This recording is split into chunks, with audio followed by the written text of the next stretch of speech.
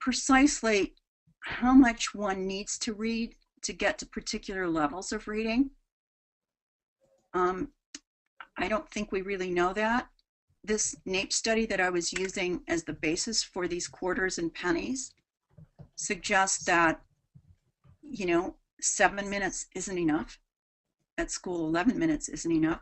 And I want to point out that those kids who aren't good at something in their day job are very unlikely to go home and do a lot of reading.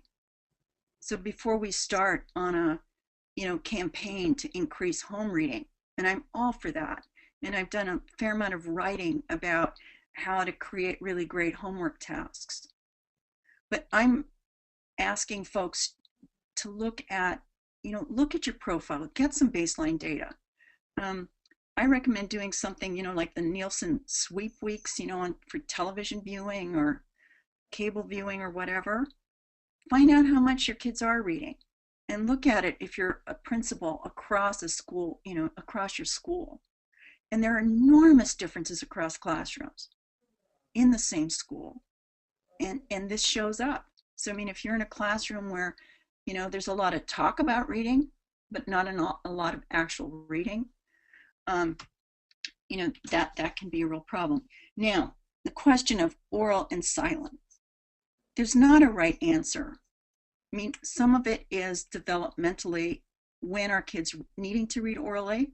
I was a second grade teacher. When I asked my kids to read silently, it was a kind of a little roar in the classroom because they were all mumbling reading, right? They were all reading, kind of reading in supposedly silent voices, but you could hear them.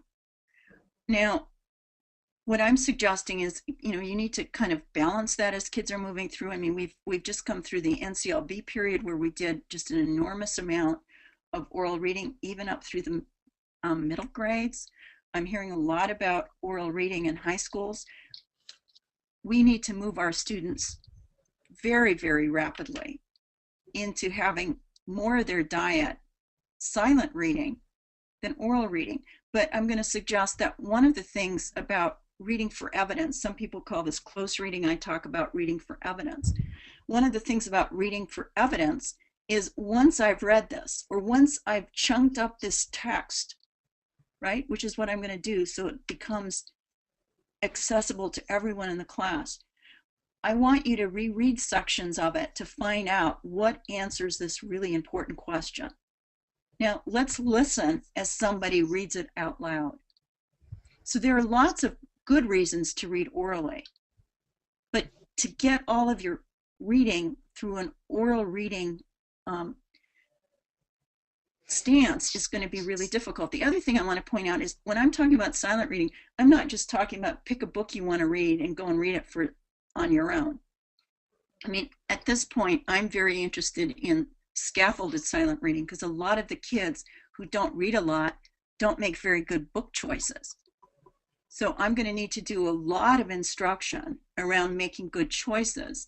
And the research on silent reading, we had some issues with the National Reading Panel about what's appropriate forms of silent reading. Well, what the research basically says is you need to have some monitoring and some sharing of what you read silently if it's self-selected reading.